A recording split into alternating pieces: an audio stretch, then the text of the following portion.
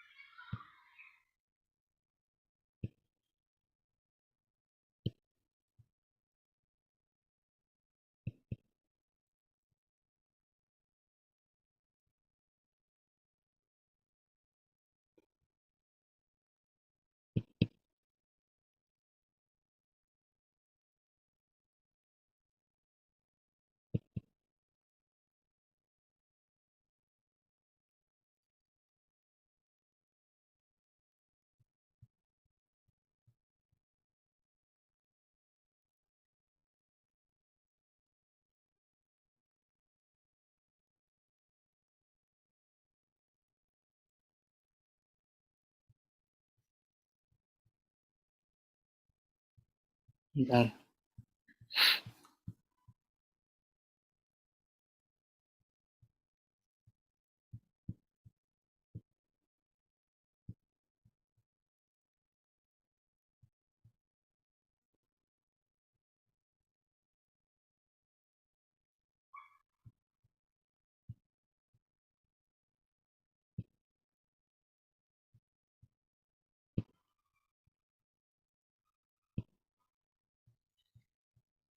Baik, saudara. Jadi topik yang akan saya diskusikan pada malam ini dan nanti pada minggu depan sebagai bagian dari bahan untuk membahas kasusnya adalah berdasarkan pada diskusi pada malam ini. Jadi saya beri judul Managing and Changing Organizational Culture. Mengelola dan merubah budaya. Jadi intinya adalah bahwa satu, budaya itu walaupun bersifat abstrak, walaupun itu sifatnya ilusif, tidak kasat mata, itu tetap bisa diubah. Bisa di-manage maksud saya. Yang kedua, budaya itu sakral bagi sebuah perusahaan. Namun demikian, ketika sebuah organisasi berada dalam lingkungan yang lebih luas, di mana organisasi adalah subsistem dari sebuah sistem, maka ketika suprasistem atau sistem yang lebih besar itu menuntut adanya perubahan-perubahan budaya, mau tidak mau organisasi harus menyesuaikannya. Artinya apa? Bahwa budaya itu tidak bersifat statis. Budaya itu bersifat dinamis. Jadi kira-kira makna dari diskusi kita itu nanti ke sana arahnya. Jadi saya berharap nanti di akhir bahasan kita bisa mencoba membahas, mendiskusikan masalah perubahan budaya organisasi atau perubahan budaya perusahaan. Oke, jadi itu esensi dari apa yang nanti akan kita bicarakan. Baik, saudara. Saya akan mulai karena budaya itu berkaitan dengan organisasi,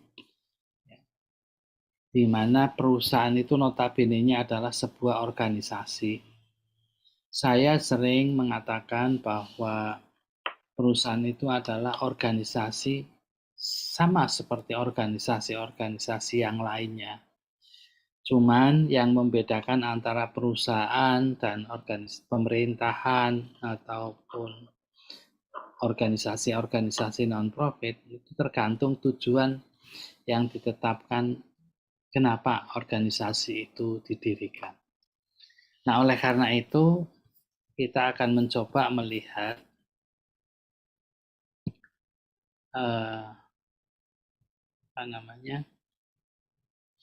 arsitektur sebuah organisasi.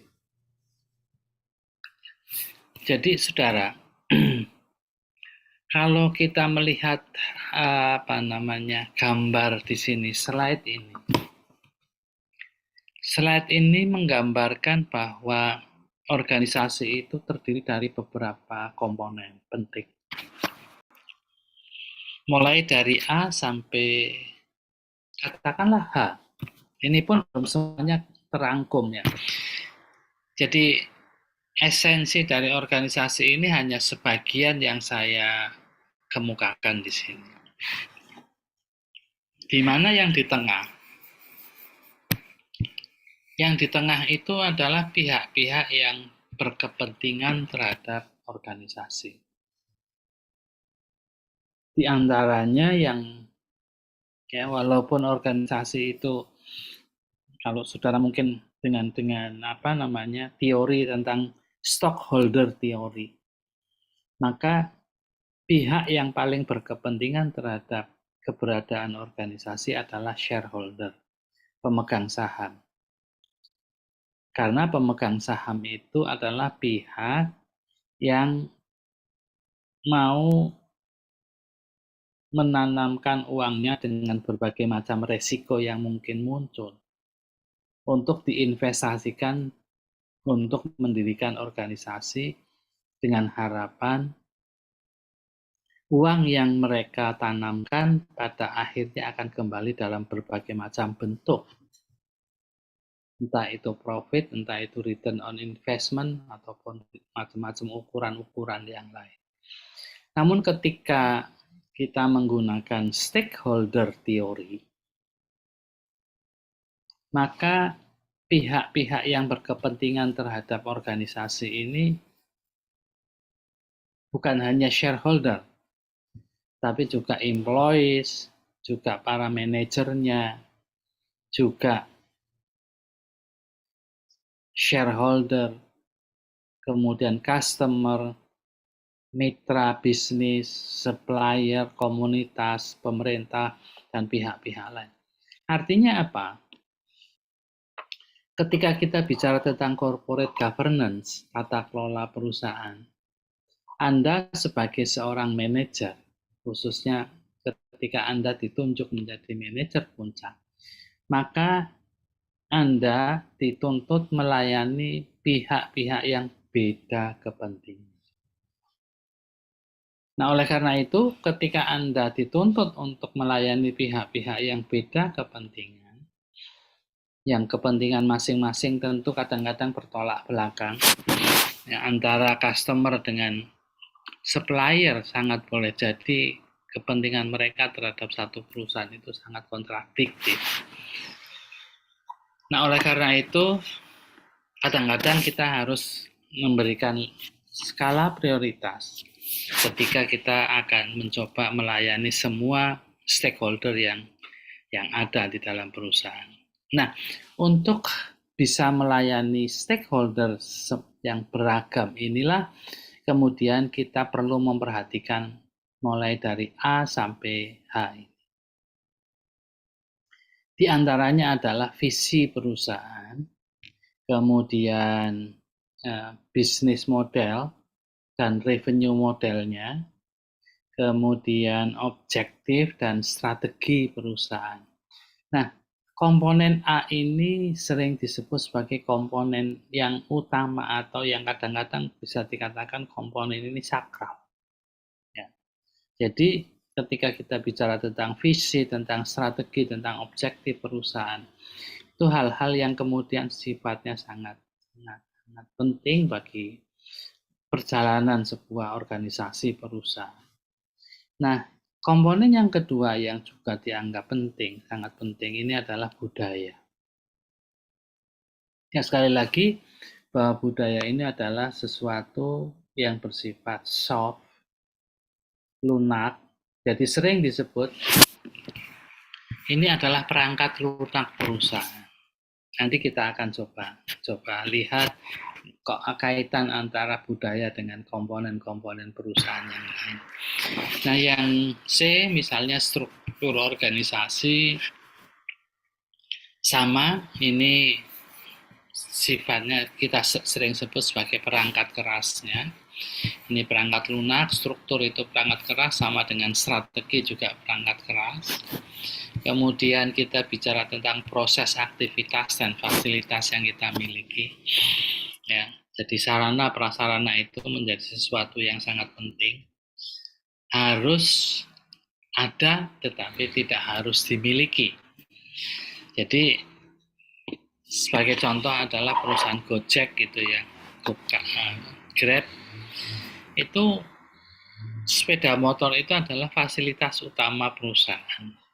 Tetapi Gojek itu tidak memilikinya secara langsung, tetapi fasilitas itu harus ada untuk Gojek itu bisa berjalan dengan baik.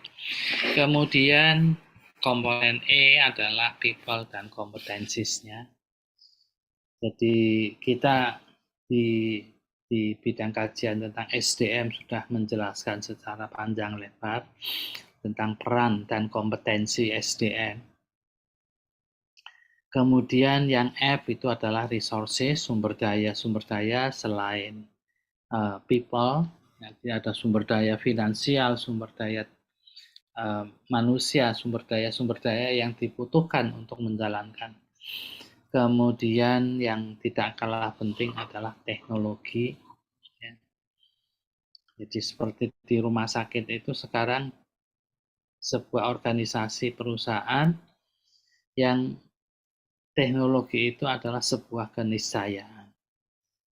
Hampir bisa dikatakan tidak ada rumah sakit yang sekarang ini tidak bisa mengabaikan teknologi, nggak ada. Jadi teknologi itu bagian. Dokter hampir bisa dikatakan tidak akan bisa bekerja dengan baik kalau tidak dilengkapi dengan teknologi yang ada. Yang terakhir adalah performance measure. Jadi seperti Anda ketahui bahwa untuk menetapkan, untuk memastikan bahwa organisasi perusahaan itu mencapai tujuan-tujuan yang telah ditetapkan sebelumnya, maka perlu ada pengukuran kinerja. Ketika kita mengukur kinerja, ketika kita menilai kinerja karyawan, maka salah satu hal penting yang tidak bisa diabaikan juga adalah memberikan mereka penghargaan berupa insentif, atau bahasa sekarang itu yang populer adalah pay for performance. Jadi, saudara, Inilah kira-kira gambaran apa yang terjadi dalam kehidupan perusahaan. Ya. Oke, jadi ketika kita memotret perusahaan atau organisasi, kira-kira ini salah satu hal yang mungkin di tempat saudara atau mungkin ada komponen-komponen selain B sampai A atau A sampai H yang kemudian dianggap esensial, monggo silakan dimasukkan dalam bagian ini untuk melengkapi perhatian kita. Jadi kita sebagai seorang manajer perlu mencoba memahami, menganalisis komponen-komponen organisasi untuk mengarah kepada kemampuan kita bisa bersaing dengan organisasi lain. Itu kira-kira gambarannya seperti itu. Monggo kalau ada komentar, ada pertanyaan, saudara, sebagai pengantar. Ada? Baik, kalau tidak ada, begini. Saudara, ketika Anda mencoba memahami organisasi, maka ada berbagai macam cara yang bisa digunakan untuk mencoba organisasi itu seperti apa sih kira-kira. Ya. Kalau Anda membaca satu buku yang judulnya adalah Images of Organization, ada satu buku sangat bestseller ya, sangat populer di kalangan para pembelajar organisasi. Judulnya adalah Images of Organization yang ditulis oleh Gareth Morgan. Morgan itu menggambarkan tentang metafora organisasi. Jadi buku itu isinya adalah metafor. Metafor itu perumpamaan. Jadi organisasi itu misalnya nih, organisasi disepadankan dengan mesin. Jadi ketika organisasi disepadankan dengan mesin, kita menganggap bahwa karakteristik organisasi itu sama dengan karakteristik mesin. Yang lain misalnya organisasi disepadankan dengan makhluk hidup. Artinya apa? Ketika kita mencoba menjejerkan organisasi dan makhluk hidup itu dalam batas tertentu, karakteristik makhluk hidup itu juga dimiliki oleh karakteristik organisasi. Misalnya begini, ya, jika kita menjejerkan dan mengcompare antara organisasi dan makhluk hidup, maka organisasi itu juga lahir, kemudian merangkak dari mulai kecil, kemudian mulai tumbuh, mulai besar, mulai kemudian mengalami majoritas, mengalami penurunan, dan kemudian satu titik tertentu bisa jadi organisasi itu juga mati. Itu sama karakteristiknya dengan makhluk itu. Tapi ketika kita mencoba menjajarkan organisasi dengan mesin organisasi juga memiliki karakteristik mesin. Misalnya, mesin itu kalau harus ada perbaikan, maka mesinnya harus berhenti dulu. Harus overhaul dulu. Baru bisa dibenahin. Mesin tidak peduli dengan lingkungan. Misalnya, contoh sederhananya adalah kalau Anda di dalam sebuah ruangan menggunakan air conditioner, maka air conditioner itu akan terus menyala sepanjang tidak ada intervensi apa-apa dari saudara. Mesin organisasi juga punya karakteristik seperti itu.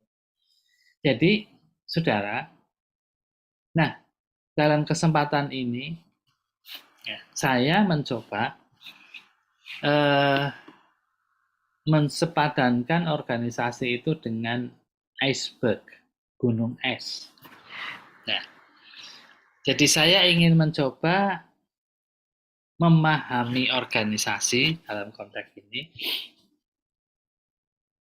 dengan menggunakan konsepnya gunung es. Misalnya begini, contoh sederhana. Ketika Anda memahami gunung es itu yang muncul di permukaan ini kecil. Ya. Jadi gunung es itu tidak walaupun begitu besar misalnya itu ya, tapi yang muncul ke permukaan di atas air itu kecil. Tetapi yang ada di bawah air, di bawah lautan, di bawah permukaan ini jumlahnya adalah cukup besar. Jadi artinya apa, saudara? Ketika Anda mencoba memahami organisasi yang dipahami oleh orang di luar karyawan, di luar manajemen, di luar pemilik, itu adalah hanya sebagian kecil aja yang dipahami. Misalnya begini, saudara. Katakanlah Anda sekarang berada di atau bagian dari UII, walaupun mungkin bisa disebut juga orang luar di UII, Anda bisa disebut sebagai konsumennya UII. Anda tahu UII itu hanya sebagian kecil aja. Hal-hal yang paling dalam yang ada di dalam UII itu mungkin tidak banyak Anda ketahui. Ya. Nah, yang bisa dipotret oleh orang-orang di luar UI, sekali lagi menurut pandangan iceberg, ini adalah sebagian kecil aja. Sementara sisa sebagian besar yang lain, katakanlah 90% dari UI, kehidupan UI itu Anda yang tahu hanya orang-orang dalam aja. Maka dari situ dengan pemahaman iceberg ini bisa dikatakan bahwa pandangan orang luar terhadap organisasi itu sangat boleh jadi berbeda dengan pandangan orang dalam terhadap organisasi itu sendiri. Nah, orang-orang di luar organisasi ketika memahami sebuah organisasi, itu yang mereka pahami adalah aspek-aspek formalnya semata-mata. Tentang visi, tentang misi, tentang strategi, strukturnya, prosedurnya, deskripsi kerjanya, dan seterusnya. Tapi bagi orang dalam, yang mereka ketahui itu luar biasa banyak dan kebanyakan hal-hal yang mereka pahami, termasuk di dalamnya hal-hal yang bersifat behavioral. Artinya apa? Bahwa Anda bagi orang insider, ya, orang di dalam organisasi, itu bisa memahami ya, bagaimana orang-orang yang ada di sekitar Anda itu mempersepsikan pekerjaan secara individual. Bagaimana Anda tahu sebagai seorang manajer persepsi-persepsi karyawan bawahan Anda, persepsi individual mereka terhadap pekerjaan. Apakah mereka menganggap pekerjaan itu menyenangkan, pekerjaan itu terlalu berat, pekerjaan itu ya biasa-biasa saja dan sebagainya. Jadi, saudara, inilah yang kita sebut sebagai informal aspect of organization. Jadi, yang kita pahami adalah hal-hal yang tidak dipahami oleh orang luar. Dan termasuk di dalamnya adalah budaya. Jadi, budaya organisasi ini termasuk salah satu aspek organisasi yang sifatnya informal dan yang paling paham itu adalah orang dalam itu sendiri. Jadi orang luar itu biasanya hanya paham sebatas yang bisa mereka tangkap. Ya. Oleh karena itu ketika sebelum Anda memasuki sebuah organisasi dan tinggal lama di dalam organisasi itu, dibandingkan dengan pemahaman Anda sebelum Anda bergabung, mungkin sangat berbeda. Jadi,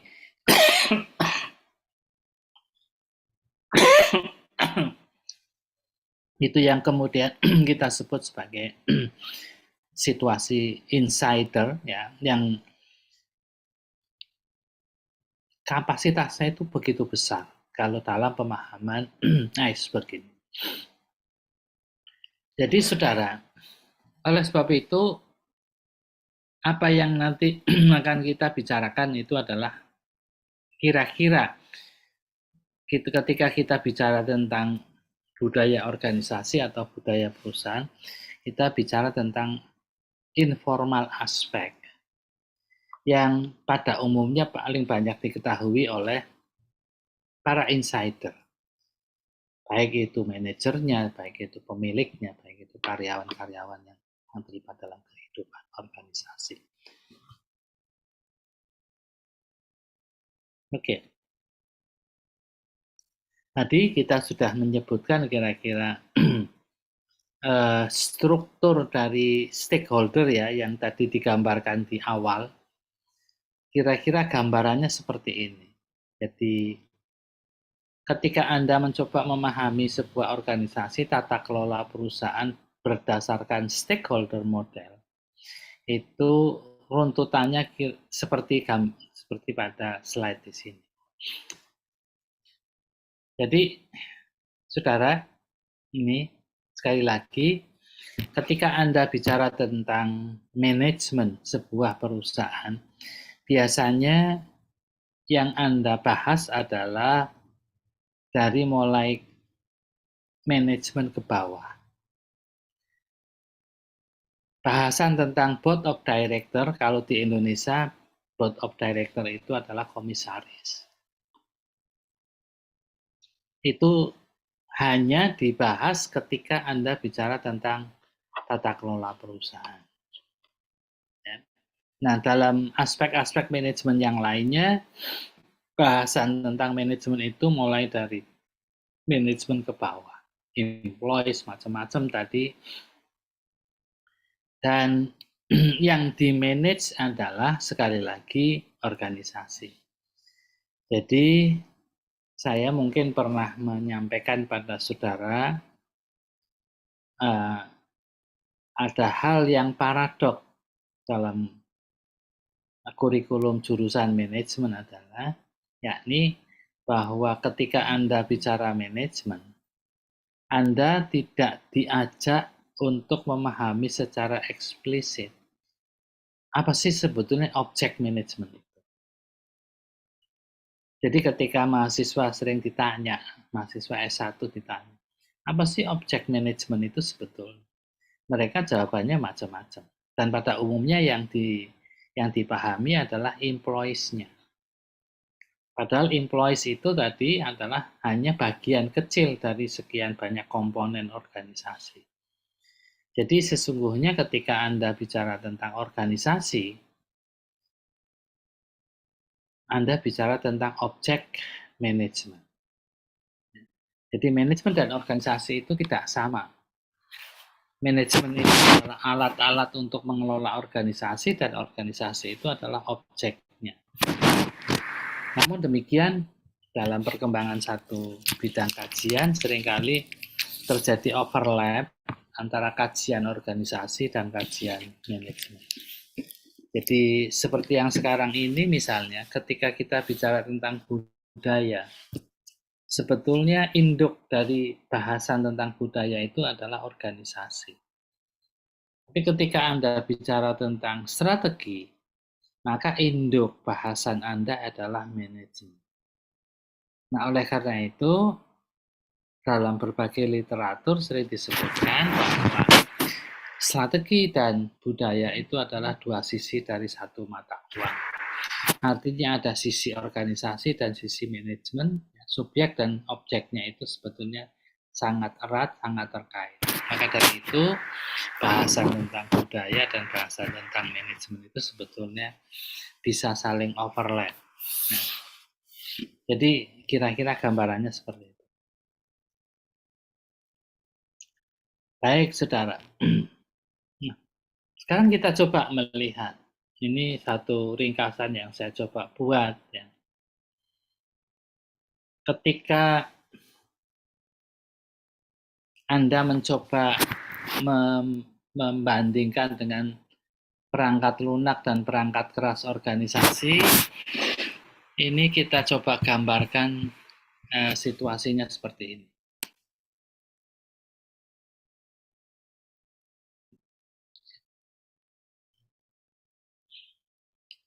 Jadi saudara,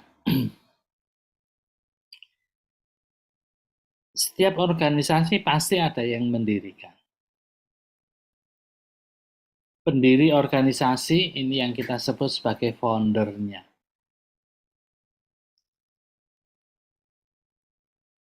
Ketika seseorang atau sekelompok orang mendirikan organisasi, pasti punya alasan, pasti punya tujuan. Nah, alasan dan tujuan mereka, ini bagi organisasi yang sudah cukup besar, itu biasanya dinyatakan dalam pernyataan misi atau visi. Nanti kita akan coba bedakan di belakang. Nah, visi atau misi itulah menjadi fondasi filosofis bagi founder.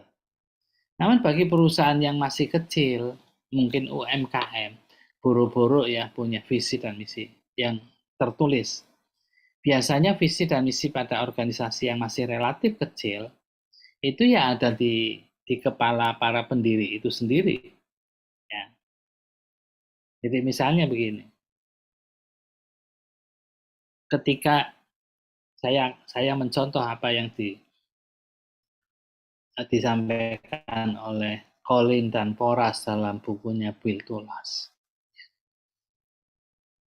Ketika saya ditanya, apa sih, kenapa sih mendirikan rumah sakit UI di Bantul sana, ya, yang kemudian wilayahnya tidak begitu berkembang dan sebagainya. Saya mengatakan bahwa mendirikan rumah sakit di sana itu saya ingin menjadikan rumah sakit UI sebagai Sarjitonya di bagian selatan. Sarjito of the South.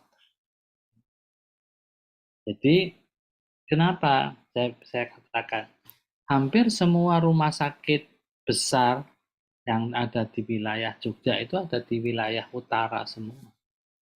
Ada Sarjito, ada JIH, ada Panti Rapih, ada Bethesda.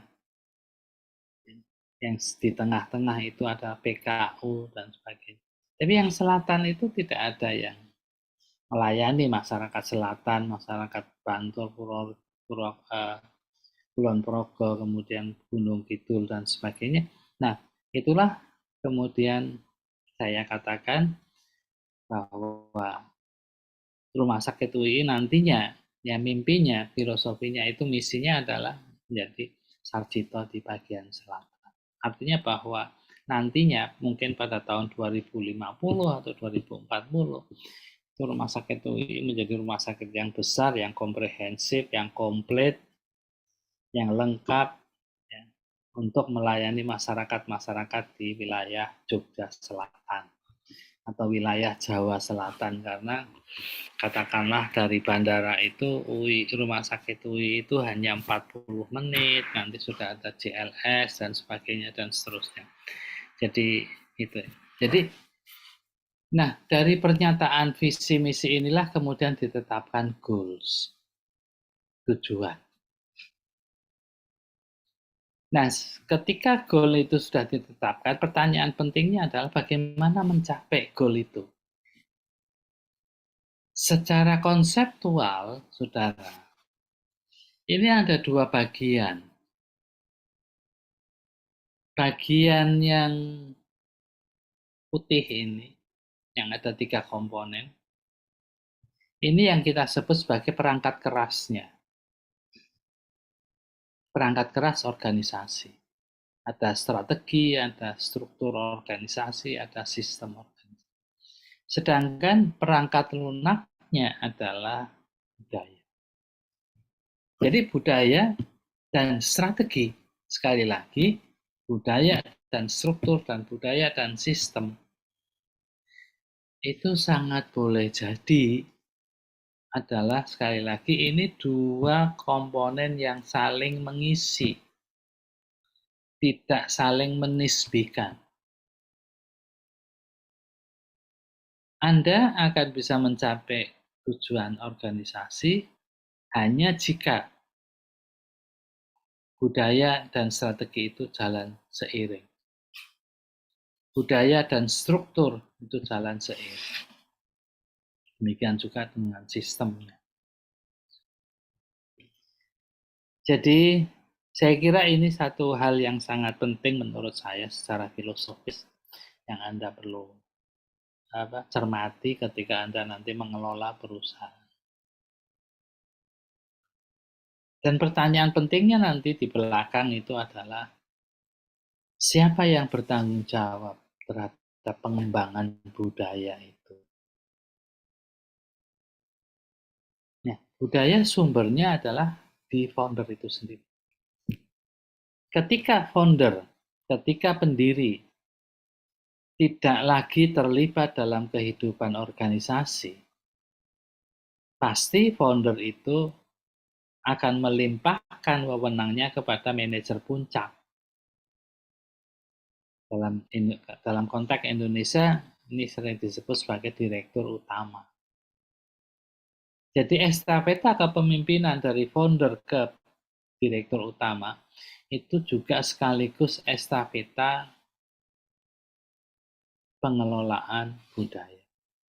Sehingga sering dikatakan, saudara, bahwa budaya itu adalah pekerjaan pimpinan puncak yang tidak boleh didelegasikan. Anda ketika katakanlah suatu saat nanti insya Allah Anda ditunjuk menjadi pimpinan utama sebuah perusahaan, maka Anda mengemban tugas yang tidak ringan, yakni mengembangkan budaya. Dan tugas itu tidak seperti tugas-tugas yang lain. Anda boleh mendelegasikannya kepada bawahan. Tapi dalam soal budaya, tugas ini tidak boleh didelegasikan. Artinya, betul-betul pekerjaan untuk mengelola budaya itu adalah pekerjaan pimpinan puncak. Ini saya kira yang ini harus dipahami oleh saudara semua.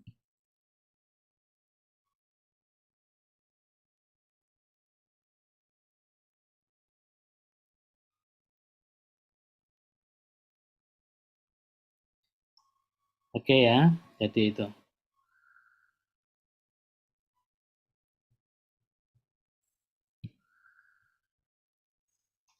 Ada komentar sejauh ini, saudara?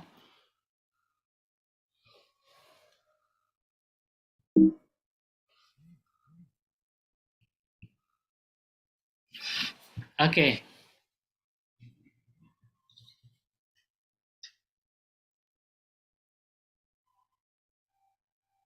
Nah, kita akan mencoba melihat secara filosofis ya dulu ya. Ini gambar ini saya ambilkan dari satu buku. Judulnya adalah Build to Last. Membangun sampai akhir. Penulis buku ini adalah penulis buku Good to Great, Collin dan Porras. Jerry Porras, James Collin dan Jerry Porras. Dua penulis ini sebelum nulis Good to Great itu menulis buku yang sangat laris, sangat populer dan menjadi buku pegangan bagi para manajer adalah Build to Last. Nah, salah satu konsep yang digambarkan oleh Collin dan Porras itu adalah bicara tentang yin yang. Dalam filosofi Cina, Ini yang merah ini disebut sebagai yin, yang kuning ini yang. Yin yang adalah dua komponen yang berbeda, tetapi sekali lagi sama seperti budaya dan strategi, adalah dua sisi yang saling membutuhkan. Strategi butuh budaya, budaya butuh strategi, dan seterusnya. Yin yang juga demikian. Cuman dalam perspektifnya Colin dan Porras, yin yang tidak mudah berubah, artinya ini sifatnya sakral, betul-betul sakral. Ini adalah yang kita sebut sebagai core ideology, ideologi inti perusahaan. Jadi setiap perusahaan pasti punya ideologi. Nah, ideologi inti itu terdiri dari dua komponen besar, yakni nilai-nilai inti perusahaan, core values-nya. Di mana core values ini biasanya menjadi dasar untuk pengembangan budaya.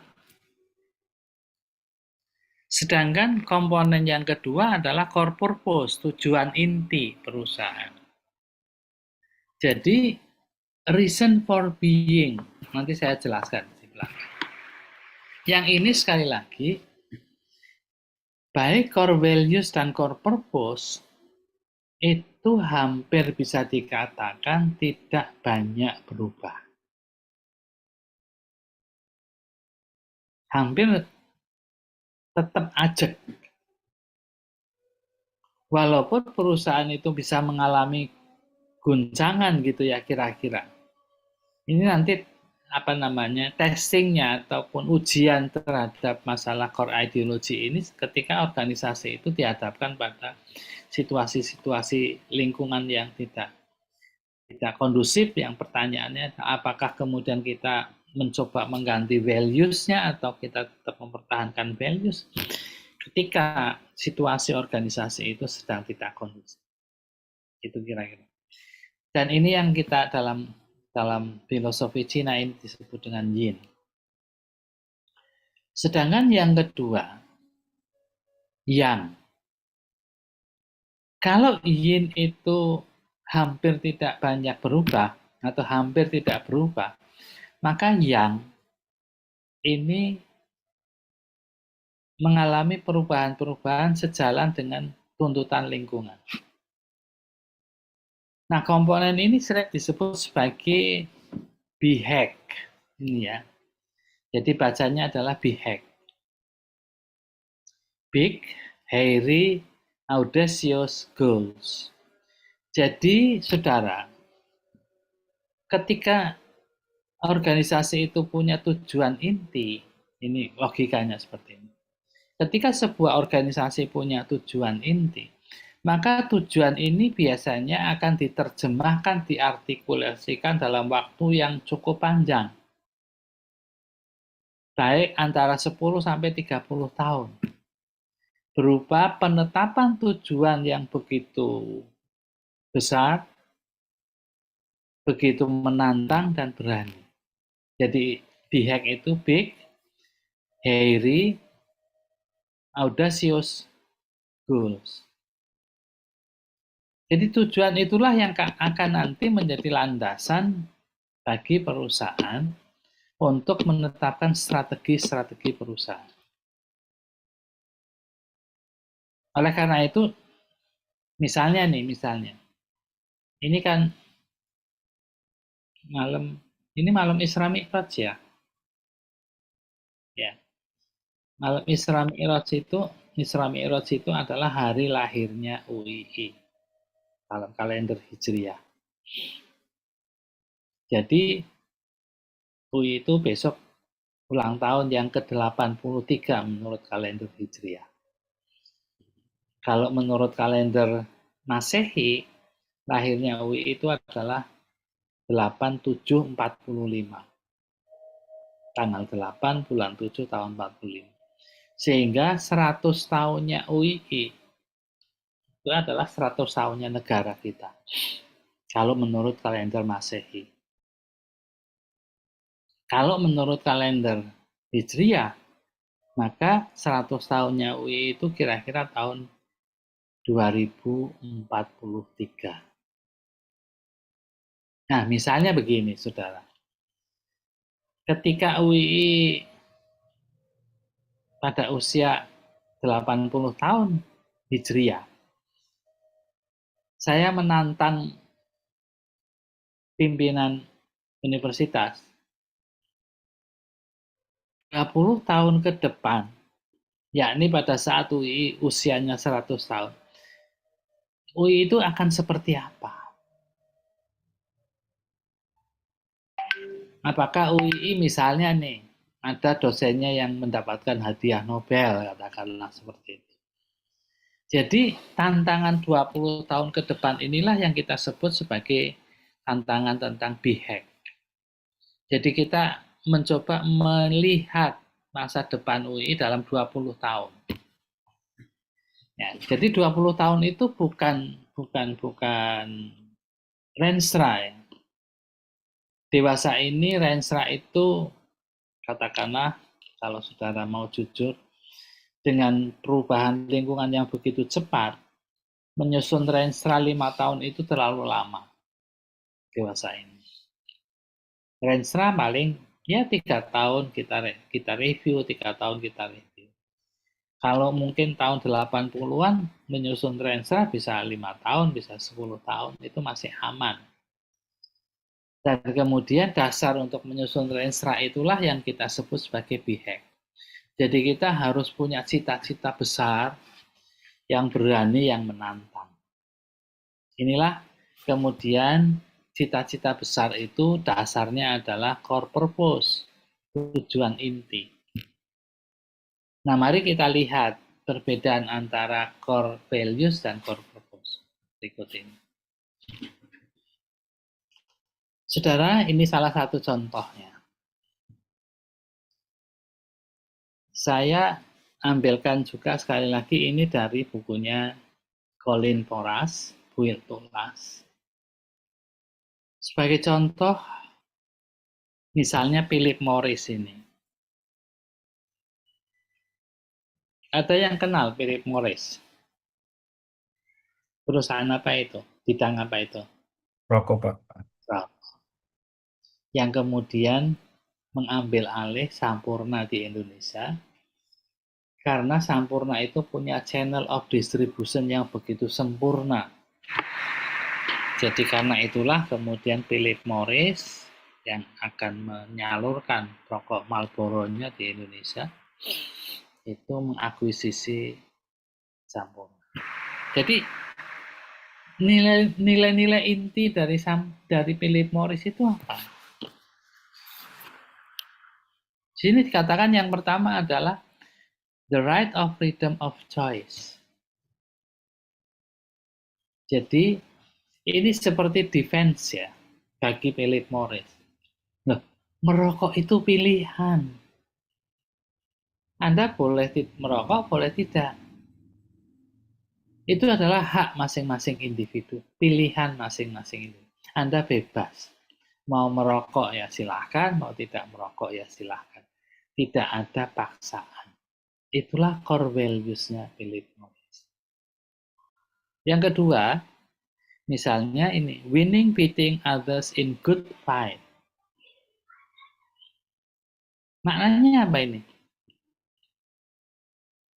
Ketika kita berkompetisi, memenangkan dan mengalahkan orang lain, ya yang lumrah itu kompetisi itu begitu.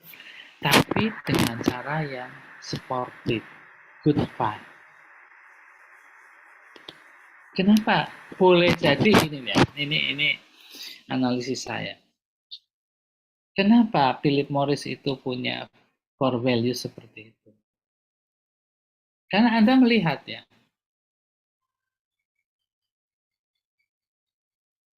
bahaya mana sih sebetulnya minuman keras dengan rokok? Miras, Pak. Miras ya kira-kira. Tapi kok miras kok di negara-negara maju kok iya dibiarkan aja, tapi kalau rokok diberi peringatan-peringatan yang medeni gitu loh. Kan kalau yang di Indonesia ada peringatan-peringatan seperti itu kan datangnya juga dari negara barat kan. Yang sesungguhnya minum alkohol itu sesuatu yang dianggap lumrah, tidak membahayakan. Padahal itu mungkin lebih lebih lebih bahaya ketimbang rokok. Mungkin loh ya, saya tidak tahu dua-duanya. Jadi itulah kemudian muncul core values yang seperti ini. Winning, beating others in good fight. Ya, jangan main belakang dong kalau mau berkompetisi. Contoh main belakang itu tadi. Ada peringatan-peringatan, ada pajak yang lebih besar, ada macam-macam ini. Ini yang kira-kira kalau diterjemahkan itu ya, winning, beating others in good fight itu. Oke, ya, jadi kira-kira saya ambil dua aja di situ. Yang kemudian yang lain, Sony. Ya, apa namanya? Sony mungkin saya tidak tahu persisnya, saya tidak melihat perkembangan Sony sekarang ini. Masih ada enggak produk-produk Sony yang populer sekarang ini? Masih, Pak. Apa itu? Kamera, Pak. Oh, masih ya kameranya. Masih, tapi sekarang udah nggak resmi lagi di Indonesia, Pak. Oke. Karena filosofinya luar biasa loh, Sin. Kalau kita bicara tentang Sony, ya, apa sih kira-kira? Yang kedua ini yang hebat ini. Being a pioneer, not following others. Doing the impossible. Jadi Sony itu ingin paling depan. Tidak mau mengikuti yang lain. Artinya, Sony tidak ingin menjadi follower. Sony ingin mengerjakan sesuatu yang bisa dikatakan tidak mungkin dikerjakan oleh orang lain. Jadi, saudara, inilah yang kita sebut sebagai nilai-nilai inti sebuah perusahaan. Pertanyaannya begini, apakah kemudian Sony konsisten dengan filosofinya itu? Iya. Anda mungkin, ya, generasi Anda itu tidak pernah mengenal Walkman ya. Ada yang pernah mengenal Walkman? Yang untuk masukkan cassette tape itu ya, Pak? Itu video. Walkman itu adalah tape recorder yang kemudian diminiaturkan. Jadi saudara, logikanya, sejarahnya begini. Dulu orang-orang hitam Amerika itu ketika dia kan suka musik macam-macam ya, ada reggae macam-macam yang kemudian diikuti dengan joget dan lain-lain. Dan dia membawa apa namanya, alat musiknya itu dipanggul ukurannya besar. Mungkin satu kotak itu ya, satu kotak laci itu dibawa ke taman, ke macam-macam, dia dipanggul dan sebagainya. Nah dari situlah kemudian Sony itu mencoba meminiaturkan perangkat musik itu menjadi yang sangat-sangat kecil yang bisa disaku, yang kemudian sekarang muncul dengan headset dan sebagainya. Itu adalah idenya Sony. Jadi pionirnya Sony. Maka bisa dikatakan doing the impossible, melakukan hal-hal yang tidak mungkin dilakukan. Ya, jadi disitulah kemudian Sony. Jadi saudara, esensi dari core values ini adalah sesuatu yang menjadi landasan hidup. sesuatu yang kemudian diajarkan kepada siapapun di dalam kehidupan organisasi. Baik diajarkan kepada orang-orang dalamnya maupun diajarkan kepada orang-orang di luar organisasi. Oke, sekarang kita beralih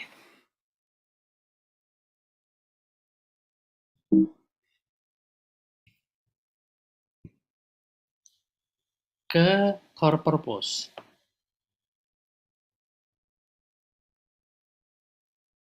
Esensi dari core purpose itu adalah reason for being. Jadi, sekali lagi ideologi sebuah organisasi itu adalah core values yang disebut dengan a company essential tenet, ajaran. Jadi karena ini ajaran, karena core values itu ajaran, maka yang dicatat ini, statement ini adalah ajaran-ajaran yang diajarkan kepada siapapun yang terlibat langsung atau tidak langsung dengan sebuah organisasi perusahaan. Jadi misalnya begini, contoh sederhana. Bisa jadi ya, Walt Disney ketika ajarannya adalah no cynicism, nurturing and promulgation of wholesome American values, creativity, dream, and image, dan seterusnya. Maka kemudian, saudara, ketika menjalankan aktivitas bisnisnya, maka kreativitas itu menjadi satu yang penting bagi kehidupan organisasi. Itu ajaran yang harus dijunjung, yang harus diajarkan. Nah, sedangkan misalnya begini, sedangkan core purpose adalah alasan kenapa organisasi itu didirikan. Jadi, disinilah, saudara, philosophy of the founder itu memiliki perannya. Jadi, katakanlah begini, 3M, ya, Anda mengenal ya produk ini, 3M. Di Indonesia sekarang 3M itu apa? Dalam kaca film ya, yang banyak di sekarang. Tapi pada tahun 70-an, 80-an, salah satu produk 3M yang sangat populer itu adalah Post-it Note. Post-it Note itu adalah kertas yang ditempel untuk tanda, misalkan mau tanda tangan gitu ya. Itu ada kertas kecil yang menandai sign gitu, tanda tangan. Warnanya pink, hijau, biru, kemudian macam-macam. Nah, saudara, alasan apa sih yang kemudian dimiliki oleh 3M? Kenapa 3M itu didirikan? Ternyata tujuan mendirikan 3M itu adalah ini, to solve unsolvable problem innovatively. Anda tidak melihat satu kata pun tentang profit, tentang uang. Kenapa 3M itu didirikan? Untuk menyelesaikan persoalan-persoalan yang tidak terselesaikan secara inovatif. Jadi inovasi itu menjadi alasan kenapa 3M itu didirikan. Apa implikasinya? 3M mengalokasikan 15% anggarannya itu bisa digunakan untuk inovasi personal. Jadi kalau saudara itu karyawan dari 3M, Anda punya kesempatan untuk inovatif, untuk berinovasi, dan dana untuk berinovasi itu disediakan oleh 3M. Ini konsekuensi yang muncul ketika 3M memiliki reason for being seperti ini. Nah, sekarang contoh yang lain, Nike. Saya kira semua tahu ya Nike. Produk awal Nike itu adalah sepatu.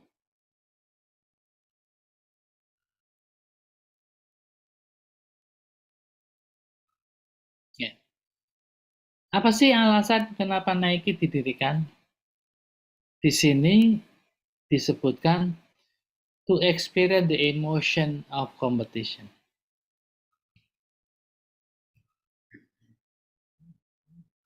Winning and crushing competitor. Untuk merasakan rasanya berkompetisi. Kira-kira kenapa ya? Kira Nike kok mendirikan atau siapa itu? Saya kok lupa ya. Pendirinya itu ya, pendiri Nike kenapa kok ingin merasakan nikmatnya kompetisi itu? Winning and crushing kompetitor, mengalahkan kompetitor itu kira-kira apa sih? Ternyata, saudara, pendiri Nike itu adalah pelari jarak pendek. Seorang pelari, ya kalau studi di Amerika itu ekstrakurikuler itu sangat penting, sangat mewarnai nanti kehidupan siswa mahasiswa itu ke depan siapa itu melalui ekstrakurikuler. Nah, ekstrakurikuler, ya, oke, saya sekarang ingat. Ekstrakurikuler yang dilakukan oleh pendiri Nike, yakni Phil Knight, itu adalah atletik. Nah, selama dia itu menjalani kehidupan sebagai atlet, itu merasakan sepatu yang dia gunakan itu tidak nyaman. Nah, karena itu ketika dia sudah selesai S1 kemudian ngambil MBA, lulus dari MBA itu dia bergulat di bidang persepatuan. Disitulah dia menggunakan Nike. Dan kemudian karena dia seorang atlet itu akan merasakan nikmatnya ketika dia berkompetisi dari berlari jarak pendek. Jadi disinilah kemudian disebut dengan winning and crushing competitor. Apa implikasinya? Ketika Nike masih menjadi perusahaan gurem, saudara, masih perusahaan yang sangat-sangat kecil, Nike berani menantang Adidas yang ketika itu sudah sangat besar. Apa slogan yang dikembangkan oleh Nike? Kill Adidas. Jadi itu gambaran tentang bagaimana Nike itu berkompetisi head to head dengan Adidas. Ya. Contoh yang lain ini Walmart. Ya. Anda kenal ya Walmart ya. Walmart itu mungkin kalau di Jogja itu kayak Lotte Mart lah.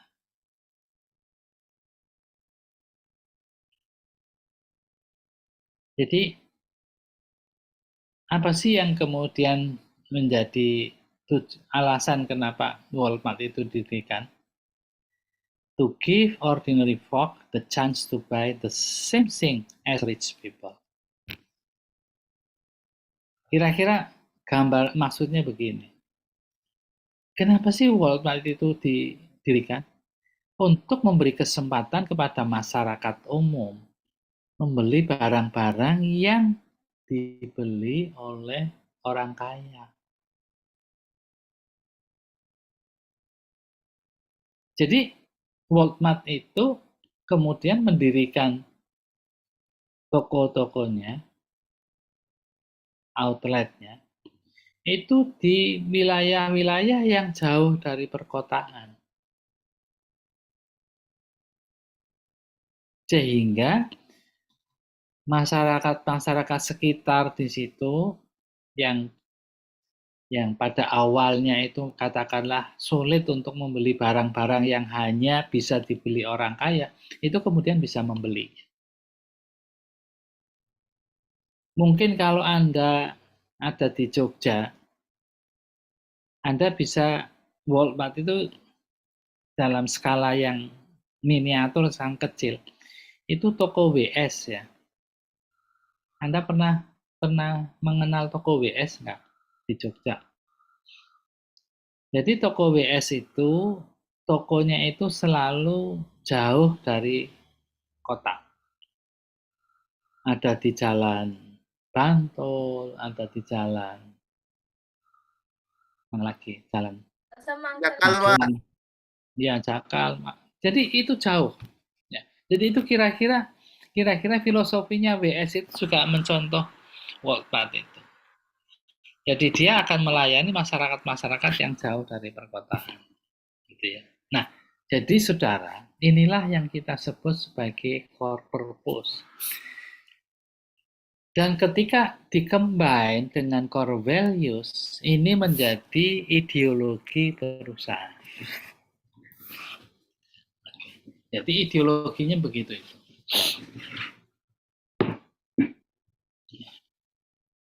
Sekali lagi, saudara, dari sekian banyak contoh, saya tidak menemukan alasan pendirian perusahaan itu karena alasan uang. Jadi, financial itu sebetulnya hanya sarana untuk mencapai ini semua. Dan tujuan inti itu adalah, ya hampir bisa dikatakan tidak kuantitatif, bukan. Contoh misalnya ini ya Merck ya, saya tambahkan lagi. Merck itu adalah perusahaan obat. Tujuannya apa? To preserve and improve human life.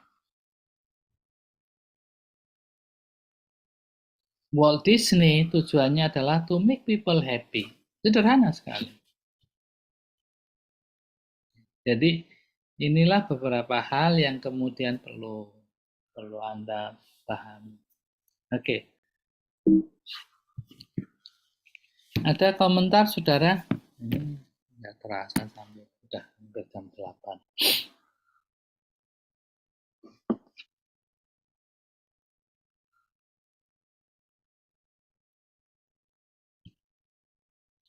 Saya skip aja ini waktunya.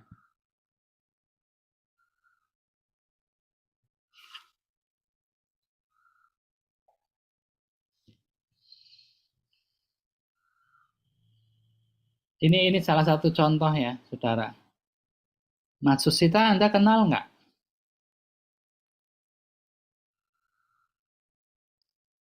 Ada yang kenal perusahaan Matsushita ini?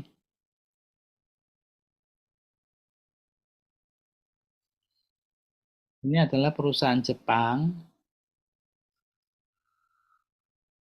Dulu di Indonesia itu produknya adalah alat-alat elektronik.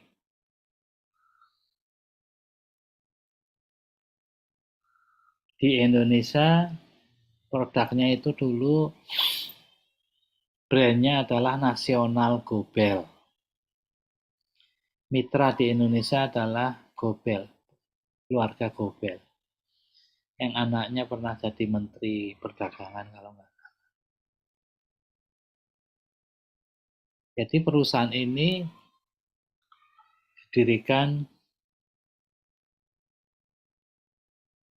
sekitar tahun 30-an sebelum Perang Dunia Kedua. Yang dulunya adalah Matsushita itu perusahaan yang membuat bola lampu. Dan kemudian dia punya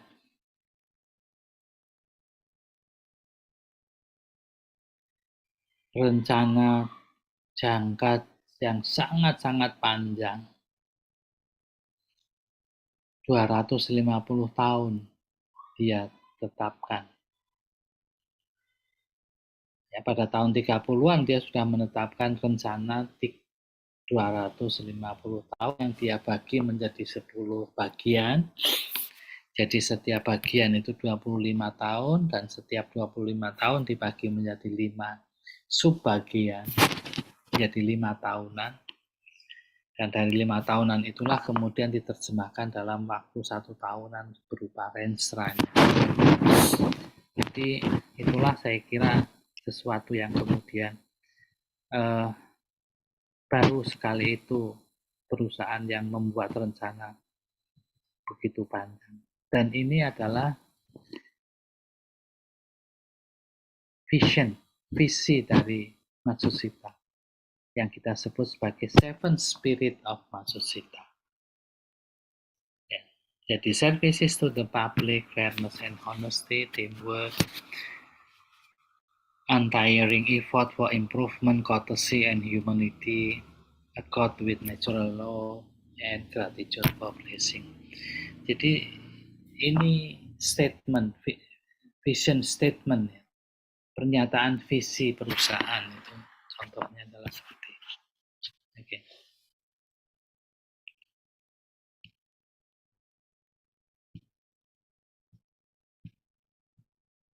Oke.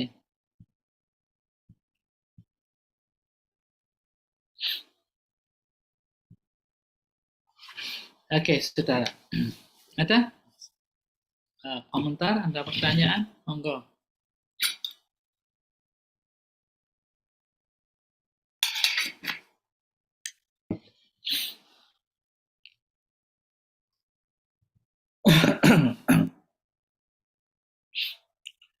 Baik, saudara. Kalau tidak ada, saya akan baru mau masuk. Ya. Kalau tadi kita bicara tentang hal-hal yang bersifat filosofis, yang terkait dengan ideologi sebuah perusahaan, dan ideologi itu biasanya akan diterjemahkan dalam bentuk budaya. Namun perlu Anda pahami bahwa kajian tentang budaya perusahaan itu baru muncul tahun 80-an. Mungkin ketika Anda belum lahir. Jadi relatif sebetulnya kajian budaya itu dari pandangan sudut pandang ilmu pengetahuan itu masih relatif muda. Baru 80, 90, 2000, 2010, 50 tahun. Ya. Baru 50 tahun, sementara kalau kita bicara tentang teori-teori manajemen itu sudah banyak teori manajemen, teori organisasi itu muncul tahun 50-an, 60-an, dan seterusnya. Nah, munculnya kajian tentang budaya itu bersamaan dengan atau diawali diantaranya adalah terjadinya krisis minyak dunia sebetulnya tahun 72. Ya. Jadi ketika tahun 70-an itu Israel perang dengan negara-negara Arab. Kemudian negara Arab memboikot penjualan minyak. Terjadilah krisis minyak dunia ketika itu.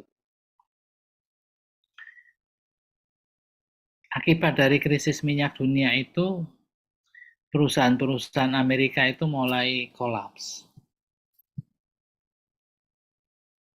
Padahal ketika itu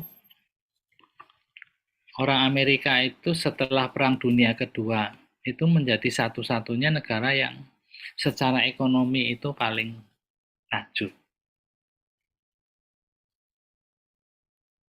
Ya. Amerika membantu Jepang, membantu Eropa, membantu banyak negara akibat Perang Dunia Kedua. Nah, ketika terjadi krisis itulah ternyata, saudara, banyak perusahaan di Amerika itu yang kolaps. Di saat yang sama, perusahaan-perusahaan Jepang itu masih survive. Dari situlah banyak konsultan dari Amerika itu bertanya-tanya, kenapa perusahaan Jepang itu bisa survive di satu sisi, di saat yang sama perusahaan Amerika itu banyak yang kolaps. Dari hasil kajian beberapa konsultan ditemukan ini, yang kemudian memunculkan secara konseptual, ini bukan teori ya, tetapi ya katakanlah manajemen fashion. Ternyata saudara, hasil kajian itu menunjukkan munculnya konsep The 7S Framework of McKinsey. Jadi McKinsey itu menemukan perusahaan-perusahaan Amerika ketika menghadapi persoalan, itu solusinya hanya ada 3. Strategi, struktur, dan sistem. Ini sekali lagi, ini adalah model manajemen Amerika. Selalu seperti itu kira-kira. Jadi model manajemen Amerika ketika menghadapi masalah itu solusinya 3. Kalau tidak strateginya yang dibenahin, sistemnya atau strukturnya. Ternyata perusahaan-perusahaan Jepang tidak menggunakan pendekatan itu. Pendekatan yang digunakan oleh perusahaan Jepang itu adalah share values. Kemudian skill dari karyawan-karyawannya, kemudian stylenya, gaya kepemimpinannya, dan kemudian staff. Kalau Anda lihat, share value, skill, dan staff, serta style, itu semuanya berkaitan dengan manusia. Sedangkan strategi, struktur, dan sistem itu kaitannya dengan objek objek organisasinya. Ya. Nah, ketika kemudian oleh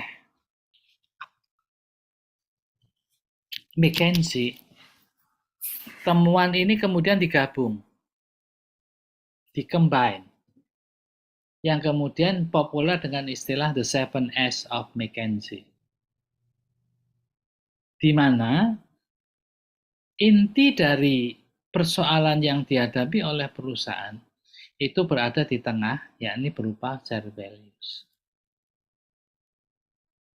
Jadi dari dua sisi yang tadinya ini adalah domain dari Amerika, strategi, sistem, dan struktur, 3S pertama itu adalah domain Amerika, kemudian 4S berikutnya adalah domain dari Jepang. Nah, oleh McKinsey kemudian digabung. Ketemulah kemudian The 7S of McKinsey yang ini menjadi awal. Dari sinilah kemudian muncul berbagai macam buku yang mengkaji tentang masalah budaya. Jadi dari 7S itu kira-kira penjelasannya seperti ini.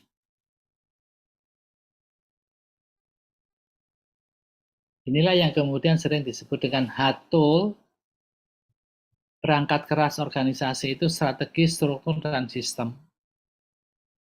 Sedangkan perangkat lunaknya adalah style, staff, share value, dan skill. Dan semuanya, saudara, keempat komponen yang digunakan oleh Jepang ini adalah komponen yang semuanya melekat pada pelaku organisasi, yakni manusianya. Sementara ketika Anda melihat dari konteks Amerika, hampir bisa dikatakan manusia itu hanya sebagai bagian yang ikutan, bukan pelaku utama, tidak dianggap pelaku utama organisasi, hanya ikutan. Maka kemudian, saudara, implikasinya Anda bisa tahu ketika Anda belajar tentang SDM, manajemen sumber daya manusia itu pada awalnya adalah manajemen personalia. Jadi manusia itu dianggap sebagai fungsi administratif semata-mata. Yang kemudian itu dianggap sebagai beban, maka kemudian begitu mudahnya kemudian di PHK dan seterusnya dan sebagainya. Kalau ada organisasi itu. Tapi ketika kemudian pendekatan Jepang, itu pendekatan yang berbasis pada manusia, maka kemudian gayanya itu juga diperhatikan, kemudian staffnya, skillnya, dan share values utamanya. Nah, disinilah kemudian sejak tahun 70-an mulai ada perhatian awal tentang budaya perusahaan. Oke, kira-kira historinya seperti itu. Oke. Baik, saudara. Dari gambaran-gambaran itu, saya akan mencoba masuk tentang budaya. Ya. Perlu saudara ketahui, ketika Anda, saya mengingatkan agar hati-hati ketika Anda mencoba mengkaji budaya. Karena ada 3. Budaya itu sesungguhnya adalah domain dari disiplin ilmu antropologi. Nah, sekali lagi, disiplin ilmu antropologi itu kemudian diimpor oleh para peneliti organisasi. Jadi teori-teori antropologi itu dibawa untuk menjelaskan kehidupan organisasi. Oleh karena itu, di awal kajian tentang budaya, itu hampir semuanya teori-teori yang digunakan adalah teori antropologi. Metodologi yang digunakan juga metodologi antropologi. Dibawa ke organisasi. Argumennya sederhana. Kenapa organisasi itu juga perlu dikaji budayanya? Oleh para peneliti organisasi itu menganggap bahwa organisasi itu juga seperti masyarakat. Secara sosiologis, organisasi itu dianggap sebagai miniatur masyarakat. Jadi sebagai sebuah masyarakat, ketika masyarakat itu memiliki budaya, maka organisasi pun memiliki budaya. Tetapi ketika kemudian di sisi yang lain, ada yang mengatakan bahwa organisasi itu hasil kebudayaan. Maka kemudian statement yang kemudian di awal-awal tahun 70-an itu muncul pernyataan organization is a culture. Dan pada saat yang sama dikatakan organization has a culture. Jadi 2 pernyataan yang kemudian maknanya sangat berlawanan, sangat berbeda. Pernyataan pertama adalah organization is a culture, menggambarkan adalah bahwa organisasi itu hasil kebudayaan. Man-made. Organisasi itu adalah rekayasa manusia. Di mana organisasi itu adalah tool. Seperti namanya. Organization itu berasal dari kata yang berasal dari bahasa Yunani yang artinya adalah tool, alat bantu. Jadi karena organisasi itu alat bantu, itu adalah organisasi hasil rekayasa manusia, maka disebut sebagai organization is a culture. Organisasi adalah sebuah budaya, hasil kebudayaan. Tetapi ketika kemudian sebuah organisasi itu dianggap sebagai miniatur masyarakat, maka organisasi itu sama dengan masyarakat pada umumnya. Katakanlah masyarakat Jogja, masyarakat Sulawesi, masyarakat Sunda, dan sebagainya. Organization has a culture. Organisasi punya budaya. Nah, disinilah kemudian berkembang kajian-kajian tentang budaya organisasi. Nah, sebelum pada saat berbarengan tahun 60-an, saudara, kajian tentang budaya masyarakat tadi kemudian oleh seorang peneliti, Gert Hofstede, yang aslinya orang Belanda kemudian hidup di Amerika itu. Hofstede itu melakukan kajian-kajian tentang budaya yang berkembang di sebuah negara. Jadi Hofstede melakukan penelitian di 40 negara, termasuk sampelnya adalah Indonesia. Dari hasil kajian Hofstede itu muncul satu istilah namanya budaya nasional. Jadi ada budaya masyarakat yang kemudian biasanya basisnya etnik, Jawa, Sunda, Bugis, Makassar, Batak, dan sebagainya. Kemudian secara nasional, secara internasional ada budaya macam-macam gitu ya. Kemudian oleh Hofstede disempitkan menjadi budaya nasional. Jadi yang menganggap bahwa budaya Indonesia itu beda dengan budaya Malaysia, beda dengan budaya Singapura, dan yang ketiga tadi, yang ketiga adalah budaya organisasi atau yang lebih sempit lagi adalah budaya perusahaan. Jadi Anda harus hati-hati karena konsep budaya nasional, budaya perusahaan atau budaya organisasi dan budaya masyarakat itu secara teoritik landasan filosofisnya beda.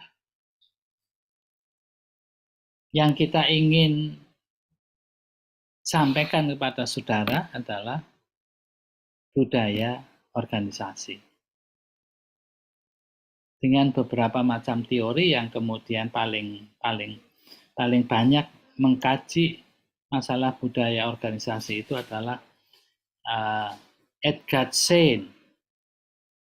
Jadi Schein itu salah seorang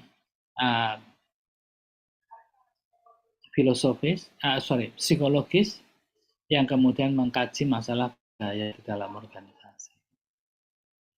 Nah, ketika saya mencoba mengkaji, ya kebetulan disertasi saya masalah budaya, sehingga saya mencoba mempelajari lebih detail lagi.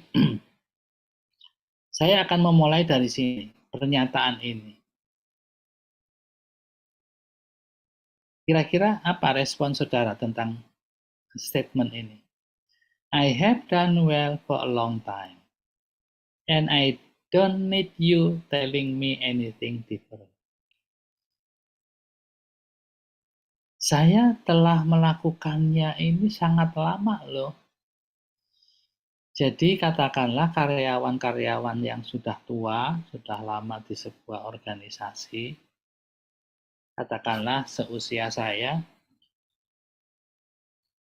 sudah 40 tahun kerja di UII katakanlah, kemudian tiba-tiba masuk orang baru, dosen baru, ngajarin saya gitu kira-kira.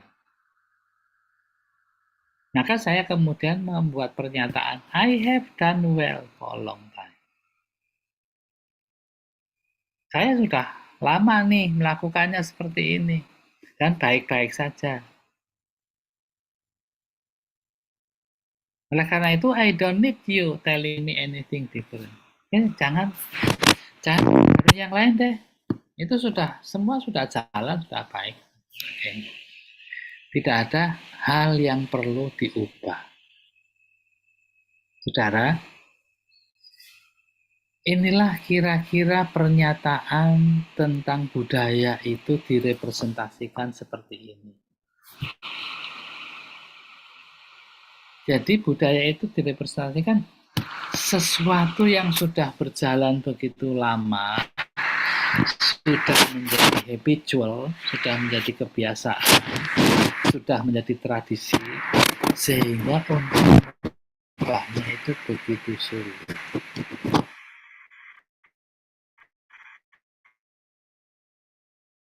Karakteristik kira-kira seperti.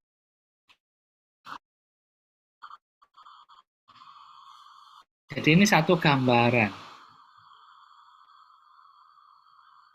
Satu gambaran bagaimana orang-orang yang sudah tua seperti saya itu kemudian begitu resisten terhadap perubahan, dan khususnya ini habit-habit, kebiasaan-kebiasaan, tradisi yang sudah jalan begitu lama. Ya. Jadi inilah kata pembuka untuk bicara tentang budaya itu biasanya seperti ini. Oke. Nah kemudian ketika kajian tentang budaya mulai marak, maka kemudian ungkapan-ungkapan tentang budaya itu juga beragam. Yang paling umum, budaya itu dianggap sebagai common way of life.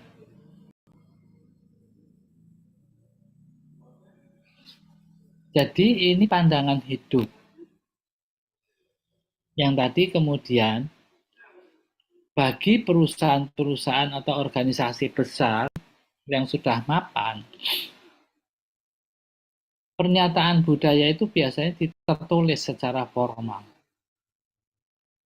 Misalnya yang Anda kenal populer itu ya, sekarang ini kalau Anda berinteraksi dengan perusahaan BUMN, itu muncul istilah akhlak.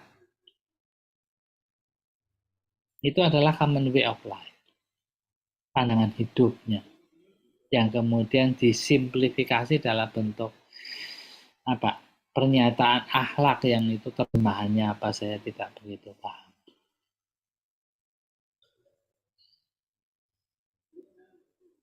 Yang lain mengatakan bahwa budaya itu adalah collective mental programming.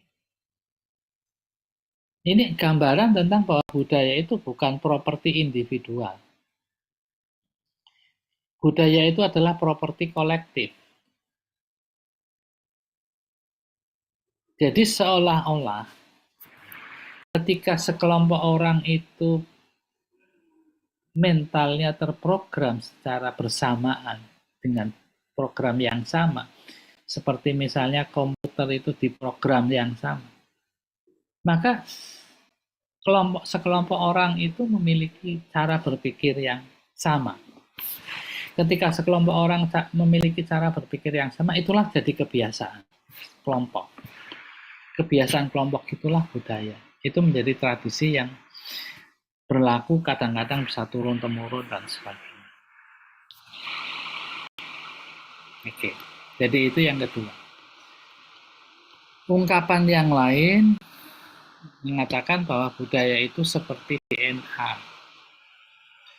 Budaya itu adalah DNA-nya organisasi. Ya, dalam bahasa kedokteran, DNA itu adalah sesuatu yang kemudian mewarnai kehidupan organisasi, tubuh manusia. Jadi DNA-nya organisasi, berarti budaya itu mewarnai kehidupan organisasi. Ya, tidak nampak sih budaya itu seperti yang tadi. Jadi seperti yang saya gambarkan pada iceberg ya, bahwa budaya itu adalah sesuatu yang kemudian bersifat informal, yang paham hanya orang-orang dalam, tidak nampak bagi orang luar, tetapi itu punya pengaruh yang besar terhadap bentuk dan fungsi organisasi. Yang lain mengatakan, ini Kennedy gitu ya, mengatakan bahwa budaya itu a lot like breathing. You don't think about it.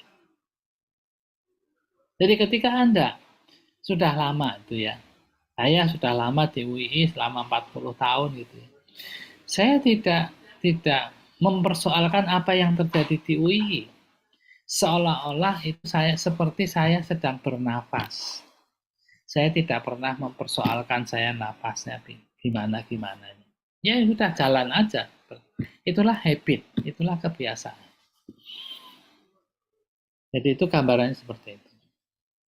Kemudian yang terakhir, yang paling sederhana, dan itu banyak digunakan dalam konteks organisasi, budaya itu dianggap sebagai the way we do things around here. Jadi apa-apa yang dijalankan di dalam kehidupan organisasi, itulah yang kita sebut sebagai budaya. Ya, jadi ini sekali lagi saudara, ini sekedar ungkapan-ungkapan yang muncul. Ketika kajian tentang budaya itu mulai banyak dilakukan, beberapa artikel, beberapa jurnal itu menyebutkan berbagai istilah, ya, ungkapan seperti ini. Oke. Nah, sekarang kita coba masuk pada tahap konsepnya. Saudara, kalau kita lihat dari konsepnya di sini, ya, saya hanya mencoba mengambil dua definisi, ya.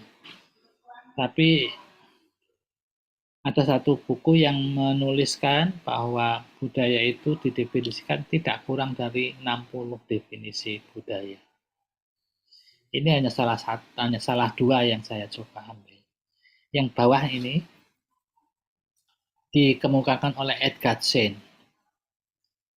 Kalau saudara membutuhkan bukunya Edgar Schein, nanti akan saya kirim, tapi kalau enggak, ya, mungkin tidak perlu, ya. Jadi apa sih yang disebut dengan budaya itu? Sebuah asumsi dasar.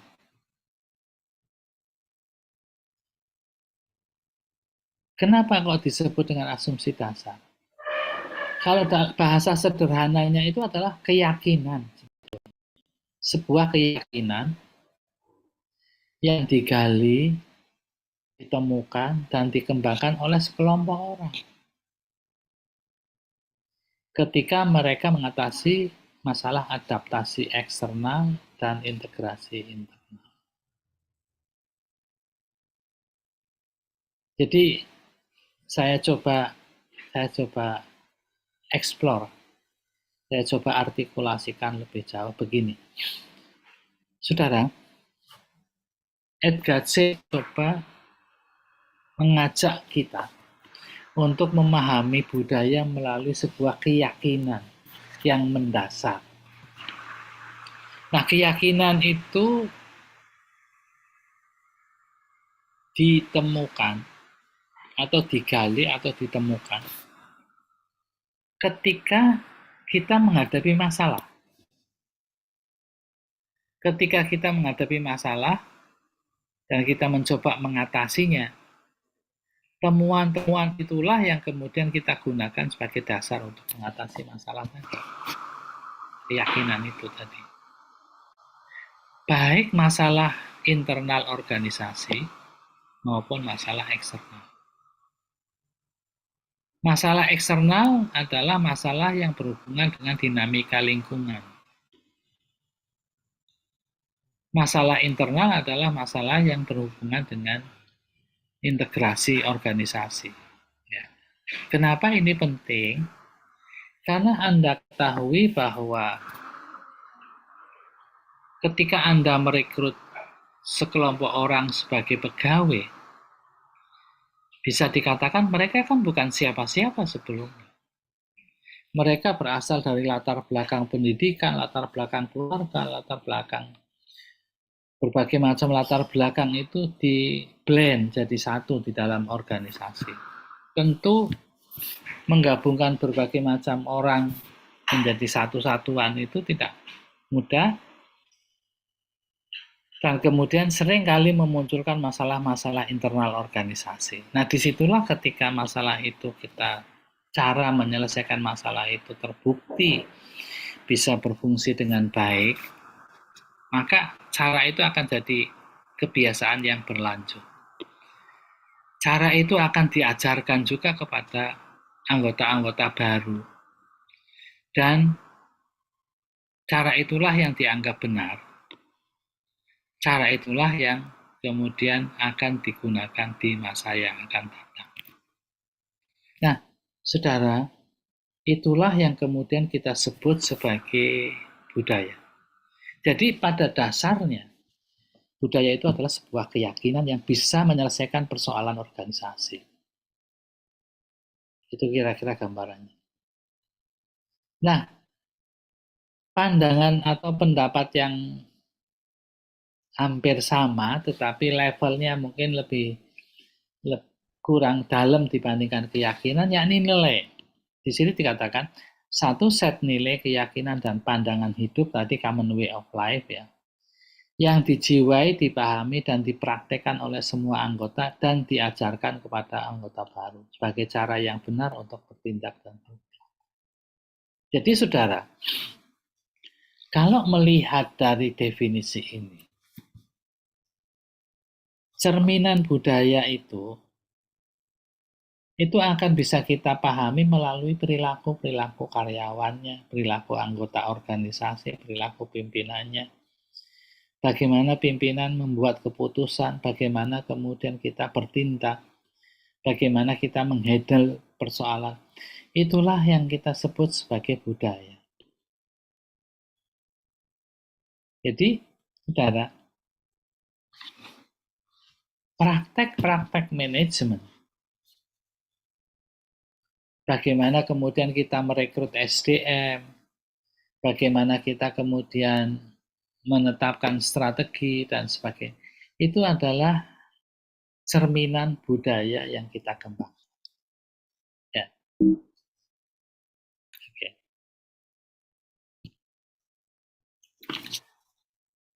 Baik, saudara. Dari penjelasan tadi, kita coba mengarrange elemen-elemen budaya. Saya coba merefer pada beberapa tulisan. Yang ini tulisannya sudah cukup lama karena memang konsep-konsep budaya itu muncul sejak tahun 80-an seperti yang tadi saya katakan. Sehingga buku-buku yang kita gunakan juga rujukannya adalah buku-buku tahun itu. Walaupun sekarang perkembangan tentang kajian budaya mungkin sudah pada titik jenuh ya, sudah hampir pada titik jenuh. Tapi dalam praktek itu penting. Nah, saudara, secara garis besar, komponen budaya itu dua. Komponen yang bersifat idealistik, tadi ya, core ideology, itu adalah komponen budaya utama. Dan yang kedua adalah komponen yang bersifat behavioral. Jadi, dua komponen itu menggambarkan begini, saudara. Komponen yang bersifat idealistik, itulah yang tadi saya sebut sebagai keyakinan dasar. Tentu ketika kita mencoba memahami budaya melalui keyakinan-keyakinan itu kita tidak bisa dari orang luar, bahkan orang dalam sekalipun, itu belum tentu paham tentang budaya. Nah, oleh karena itu yang paling gampang untuk memahami budaya melalui cerminan perilaku-perilaku yang ada di dalam organisasi itu. Ya tentu ya, katakanlah perilaku birokrasi itu berbeda. Ada sebuah keteraturan di sana. Ada sesuatu prosedur yang tidak boleh dilewati. Itulah perilaku birokrasi. Jadi secara garis besar, itu kira-kira seperti itu. Nah, kemudian oleh Stanley Davids, komponen budaya yang bersifat idealistik itu disebut sebagai guiding belief, dan komponen yang bisa bersifat behavioral disebut dengan daily belief. Oleh Hofstede, ini, komponen yang bersifat idealistik disebut dengan nilai-nilai organisasi, organizational values. Ya.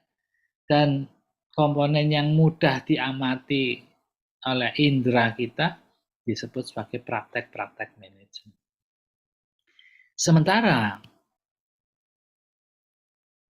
komponen budaya yang paling banyak disitir atau decide oleh para peneliti itu adalah tulisannya Edgar Schein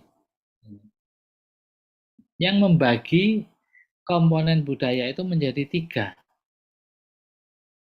Yang paling dalam itu disebut sebagai asumsi dasar, yang di atasnya disebut sebagai nilai-nilai organisasi, dan yang ada di permukaan disebut sebagai artefak. Jadi artefak itu sifatnya adalah behavioral. Artinya apa? Artefak itu adalah komponen budaya yang bisa dikatakan kasat mata. Komponen budaya yang bisa dilihat oleh indera kita. Misalnya bangunan fisik gedungnya, perilaku karyawan ketika bertemu dengan karyawan lain misalnya, bagaimana cara berinteraksi mereka. Itu adalah cerminan artefak. Dan artefak ini akan berinteraksi langsung dengan lingkungan luar organisasi. Nah, sementara itu Dennis Russo itu merinci lebih detail lagi. Meski demikian, sekali lagi, komponen ini tetap bisa kita bedakan menjadi 2 yang bersifat idealistik. Jadi di sini mulai dari asumsi dasar, nilai-nilai organisasi, dan norma. Ya, ini etika sebetulnya ya. Etika-etika organisasi itu termasuk komponen budaya yang bersifat idealistik. Sementara perilaku dan artefak itu adalah komponen yang bersifat behavioral. Oke. Nah, saudara, ini satu contoh. Satu contoh yang digambarkan oleh Edgar Schein bahwa budaya itu komponennya 3. Artefak, values, dan asumsi dasar. Penjelasannya begini. Kalau asumsi dasar, keyakinan, itu seperti halnya kita beragama ya. Itu sifatnya taken for granted, kadang-kadang seperti itu. Invisible. Jadi tidak kasat mata. Nah, pertanyaannya menjadi begini sekarang. Tadi saya sudah menyebutkan adanya core values dan core purpose. Kalau kita kaitkan dengan budaya, core values itu bisa disebut sebagai di sini basic assumption, asumsi dasar. Keyakinan yang kemudian kita terima begitu saja. Bahkan saya yang sudah 40 tahun di UII belum sepenuhnya bisa memahami keyakinan dasar UII seperti yang kemudian disampaikan oleh para founding fathers. Para pendiri organisasi itulah orang pertama ya yang kemudian meletakkan keyakinan sebuah organisasi. Yang meletakkan kemudian sebagai core ideologinya itu adalah para pendiri tadi. Sehingga saya sebagai follower yang masuk ke dalam UI pada tahun-tahun modern misalnya, baru masuk pada tahun 80-an, ini kita hanya taken for granted aja. Tetapi ketika kita bicara tentang values, ya, maka kita sudah mulai aware, mulai kemudian mencoba memahami dengan baik. Tetapi ketika kita berkaitan dengan artefak, dengan tata ruang, dengan simbol-simbol, dengan perilaku orangnya, ya kita bisa kita pahami kenapa sih setiap kali ketemu bersalaman, kenapa sih kemudian begini, kenapa sih kemudian dan Dan semua pertanyaan tentang kenapa itu sebetulnya berkaitan dengan. Tapi pertanyaannya adalah, apakah kemudian kita kreasi itu ataupun artefak itu bisa menjelaskan sesungguhnya budayanya? Belum tentu. Jadi artefak yang kita temui, simbol-simbol yang kita temui, bisa memberikan makna sesungguhnya tentang katakanlah itu UI, belum tentu. Jadi dengan demikian saudara bisa melihat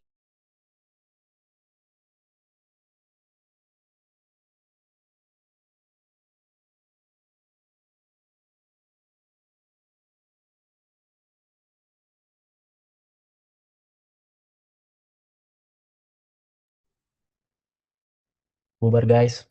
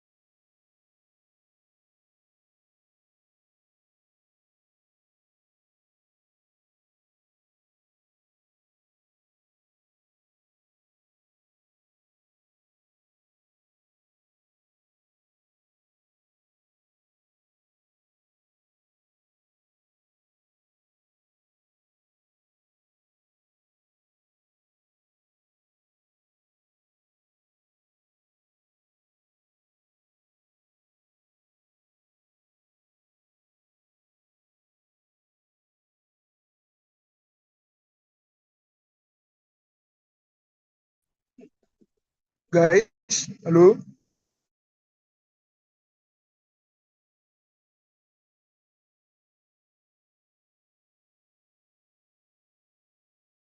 mohon maaf ada gangguan ya.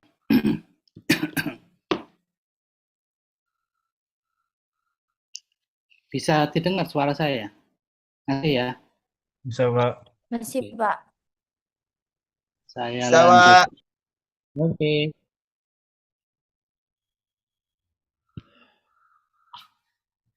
Baik. Jadi saudara, kalau kita coba perspektif yang sedikit berbeda. Budaya itu memiliki lapisan-lapisan seperti ini.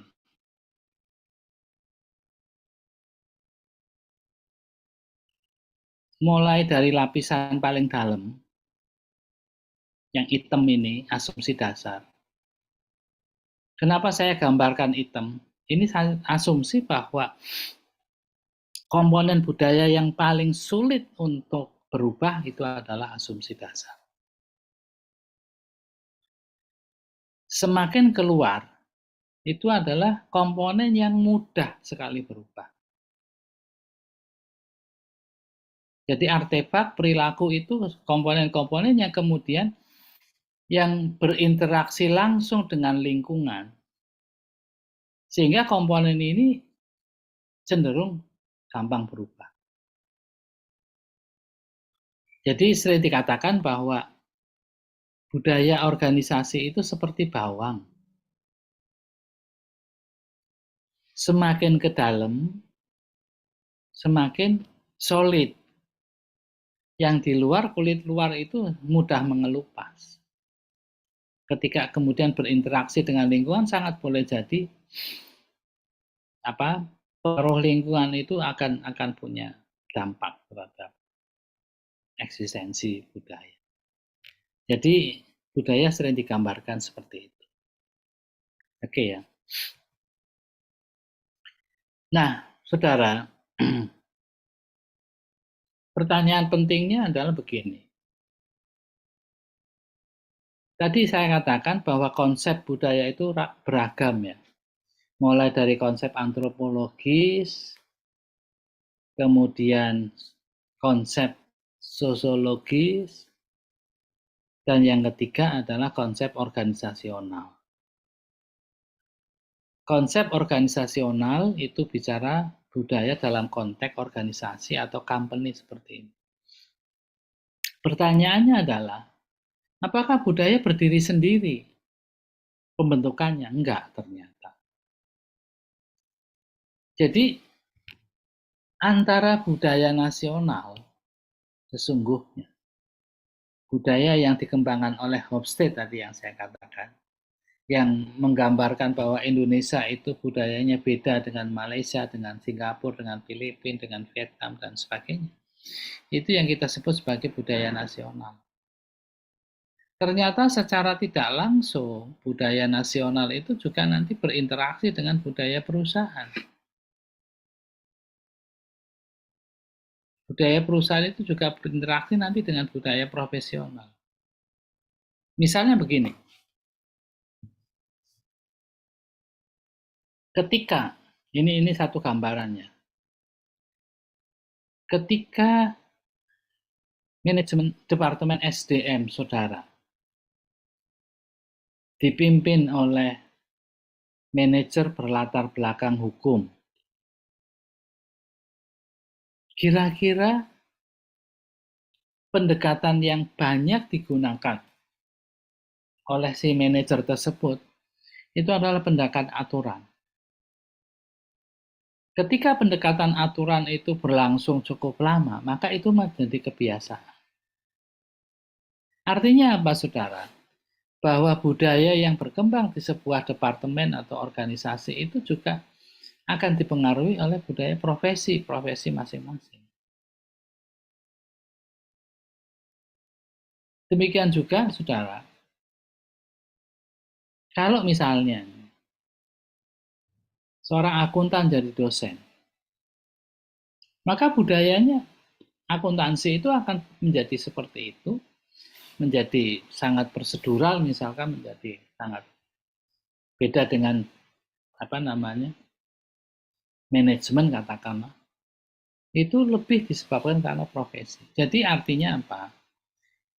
Interaksi antara budaya satu, konsep budaya yang satu dengan konsep budaya yang lain itu pasti akan terjadi.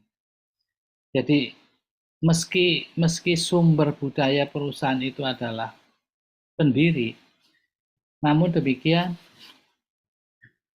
interaksi antar budaya itu juga akan selalu berlangsung. Oke. Kemudian yang lain, saudara, tadi kita bicara tentang keyakinan ya, atau asumsi dasar di sini ya. Nah, bagaimana kemudian Sen ini menggambarkan tentang asumsi dasar ini?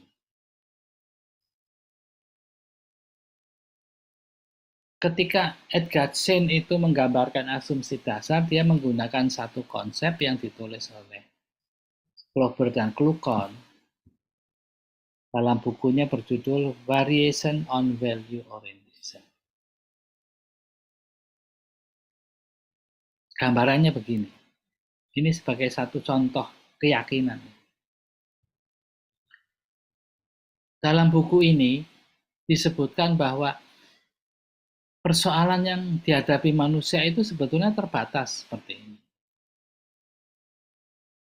Dan kemudian variasi penyelesaiannya juga terbatas. Sebagai contoh misalnya, yang pertama yang paling gampang, umum ya, yang bisa dipahami dengan sederhana. Hubungan manusia dengan alam. Ya, sekarang kita menghadapi banjir dan sebagainya. Itu variasi persoalannya itu bisa diatasi dengan 3 macam gitu aja. Ketika manusia berhadapan dengan alam itu yang pertama kemungkinan pasrah, subjugated nature. Kemungkinan yang kedua mencoba mengatasi masalah alam itu. Dan yang ketiga harmoni. Saudara, masyarakat barat punya kecenderungan mastery over the nature. Misalnya contoh sederhana begini.